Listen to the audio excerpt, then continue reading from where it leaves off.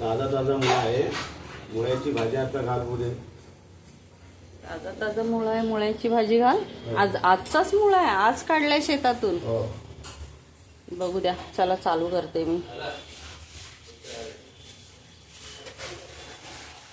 मुळ्याची भाजी स्टार्ट करते. कापून घेतलेले आहे बारीक. आणि त्या काकी किचन बघा, मस्त बारीक कापून घेतलेले आहे. ताजी हिरवी रसरशीत अशी भाजी आहे. चला आपण ताज्या ताज्या भाजीचं छान असं मुळ्याच्या भाजीला एवढा कांदा घेतलेला आहे. मुळा गावी मुळा असतो, आता ह्या सीझनला थंडीमध्ये होतो. आणि मी मुळ्याची भाजी करते. कशी करते बघा. आणि तुम्ही पण वर्षाच्या 12 महिने मुळा असतो, पण ह्या सीझनला जी आपण भाजी करतो ना, ती बाप रे, 4-4 भाकऱ्या खायच्या. 4-4 भाकऱ्या खायच्या दिवसाला. अख्ख्या दिवसाला 4 भाकऱ्या खाणार तुम्ही. बाप रे, 4 भाकऱ्या खाणार. अरे बापरे, 4 भाकऱ्या खाणार. काका बोलतात मला एवढी भाजी पाहिजे, एवढी भाजी खाणार. मग आणि मुळ्याची भाजी ना अशी बारीक कापायची, सरसरी तशी कोबीसारखी बारीक कापायची. टेस्ट छान येते. मिरची सांगायला विसरले, मिरची, लसूण आणि कांदा, 3च गोष्टी. जिरं नाही, मोहरी नाही, मीठ पहिल्यांदा टाकते, परत टाकायचं नाही. मिरची, लसूण आणि कांदा ह्याच्यावरती मी भाजी बनवते. तर ह्या भाजीची टेस्ट 4 लोक खाणार आहेत. एकटे काका नाही खाणार, 4 लोक खाणार आहेत ही भाजी मुळ्याची. आता मुळ्याची भाजी खायची झाली तर मस्त तांदळाची ज्वारीची भाकरी, चमचमीत अशी भाजी, असं लाल कलरची चटणी, असा आस्वाद घ्यायचा.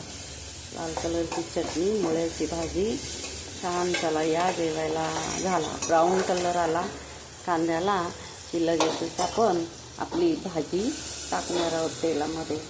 आपली भाजी तेलामध्ये टाकल्यानंतर तुम्हाला सर्वांना दीपावलीच्या शुभ शुभ परत एकदा शुभेच्छा देते. अच्छा, रोज आपण असं चटक मटक यमी यमी असं खायचं.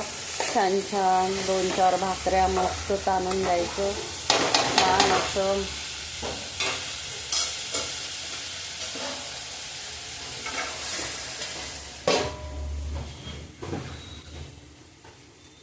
स्पेशली पाणी वगैरे.